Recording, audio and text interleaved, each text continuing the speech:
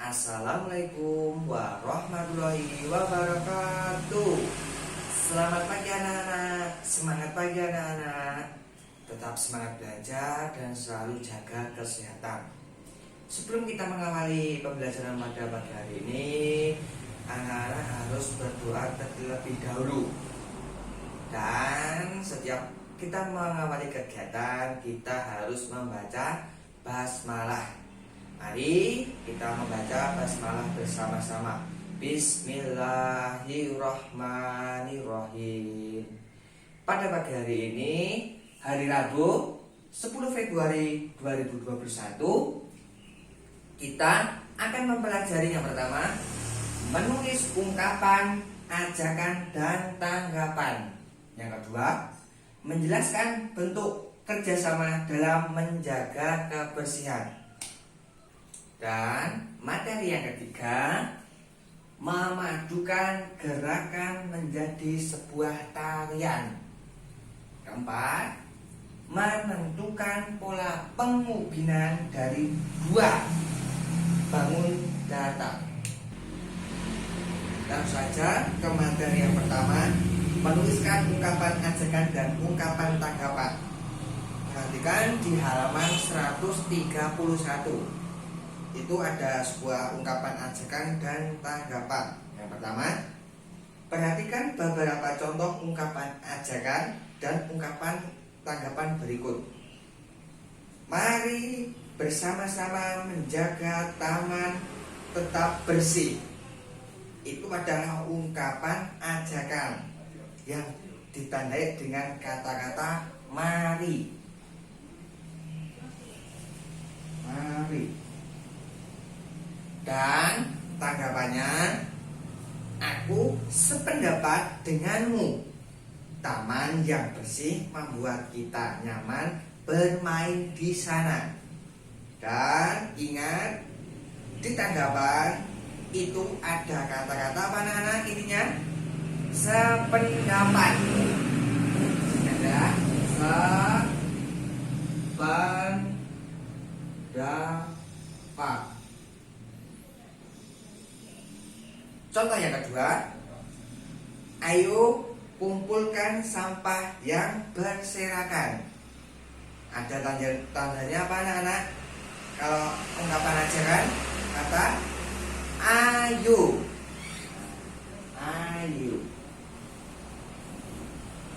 Dan di ungkapan tanggapannya, aku setuju denganmu. Kita harus menciptakan lingkungan yang bersih. Nah, ada kata-kata apa anak di ungkapan tanggapan? Ya, kuncinya adalah kata setuju.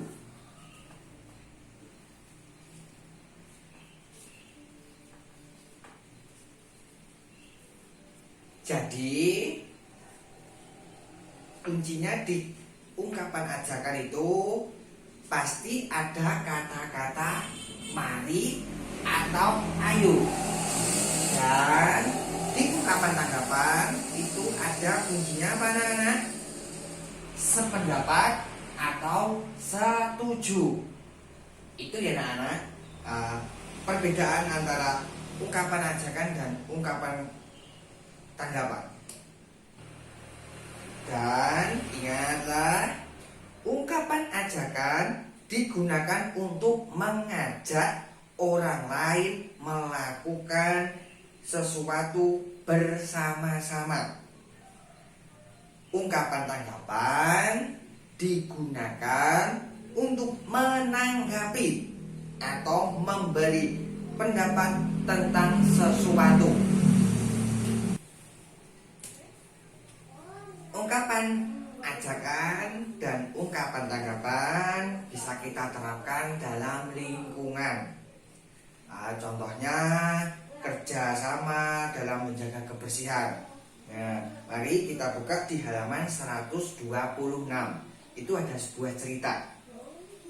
Kebersihan lingkungan merupakan tanggung jawab semua warga. Untuk menciptakan lingkungan yang bersih, kita perlu bekerja sama dengan baik.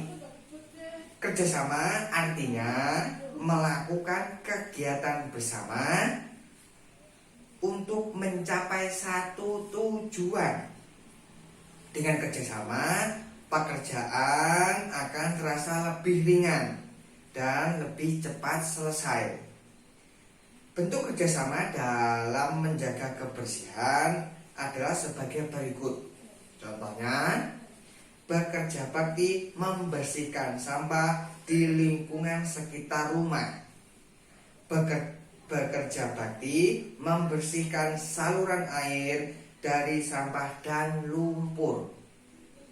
Mengumpulkan sampah yang berserakan. Kerja bakti sebaiknya dilakukan secara rutin. Lingkungan yang bersih akan membuat semua warga nyaman untuk tinggal. Jadi di musim penghujan seperti ini, kerjasama harus kita tingkatkan ya anak-anak, dalam menjaga lingkungan di rumah sekitar kita, agar tidak terjadi banjir atau sarang-sarang nyamuk. Jadi sampah-sampah yang berserakan, sampah yang tidak berguna kita harus buang atau kita bakar. Dalam bekerja bakti, kita sering melakukan gerakan-gerakan seperti contohnya mengelap jendela. Nah, seperti ini itu adalah gerakan tangan, atau kita saat membersihkan lantai atau membersihkan saluran air itu menggerakkan dengan gerakan kaki. Nah, gerakan tangan, gerakan kaki itu bisa dipadukan menjadi sebuah tarian. Nah, dilihat di halaman 129. Menari merupakan kegiatan menggerakkan anggota tubuh sesuai irama. Saat menari, kita dapat melakukan gerakan yang berbeda-beda. Nah, bisa dilihat di halaman 130. Nah, itu adalah mengayunkan tangan. Mengayunkan tangan. Yang kedua, melambaikan tangan. Yang ketiga, menepuk tangan. Nah, seperti tepuk tangan itu contohnya. Nah, yang keempat, menghentakkan kaki. Nah, seperti loncat. Nah, menekuk lutut. Nah, itu bisa menjadikan kita padukan menjadi sebuah tarian. Nah, yang terakhir itu yaitu menggelengkan kepala ke kanan dan ke kiri. Dalam kerja bakti atau sedang menggerakkan sebuah gerakan untuk menjadi sebuah tarian, sering kita jumpai di lingkungan rumah kita tentang pengubinan. Nah, pengubinan itu bisa di lantai atau di dinding ya anak-anak. Nah, di pengubinan itu ada bangun datar. Sering kita jumpai bangun datar dalam pengubinan itu adalah persegi, persegi panjang, dan segitiga. Bisa dilihat di halaman 127. Menentukan pola pengubinan dengan bangun datar. Pada saat menyapu lantai, jadi melihat ubinnya membentuk sebuah pola. Ubin lantai itu berbentuk bangun datar. Susunan ubin pada lantai merupakan contoh pola pengubinan. Pengubinan yaitu susunan bangun datar yang menentukan suatu permukaan.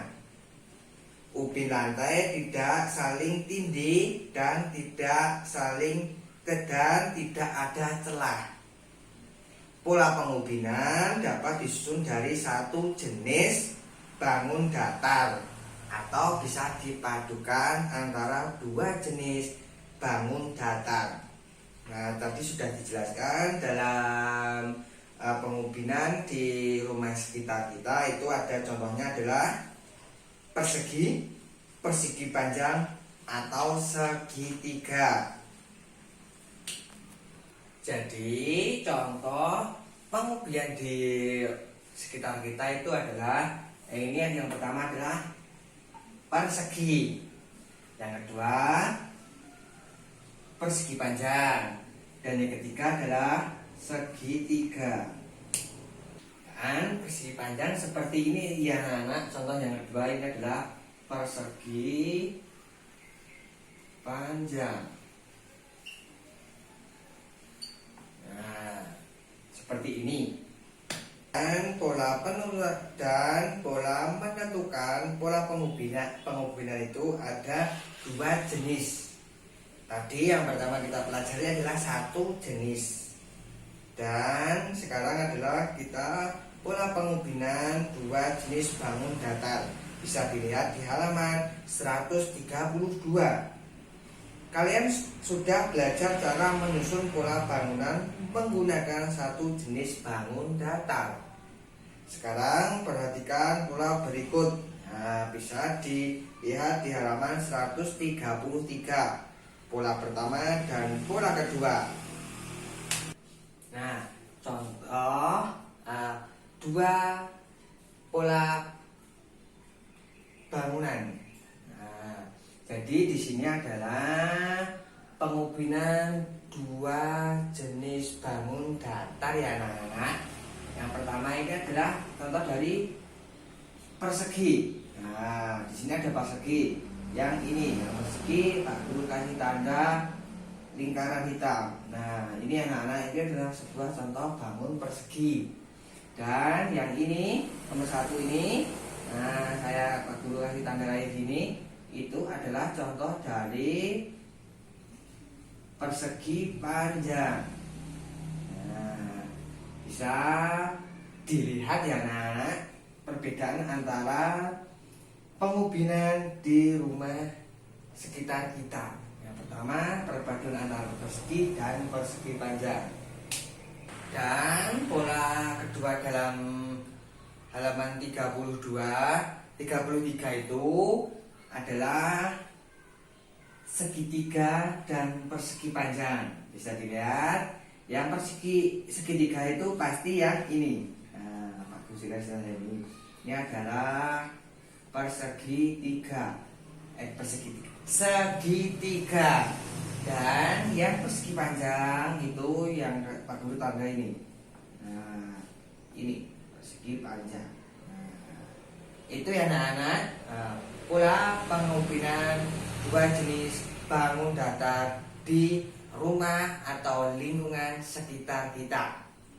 Sekian pembelajaran pada pagi hari ini. Kita akhiri dengan membaca hamdalah bersama-sama. Alhamdulillahirabbil alamin. Sekian, assalamualaikum warahmatullahi wabarakatuh.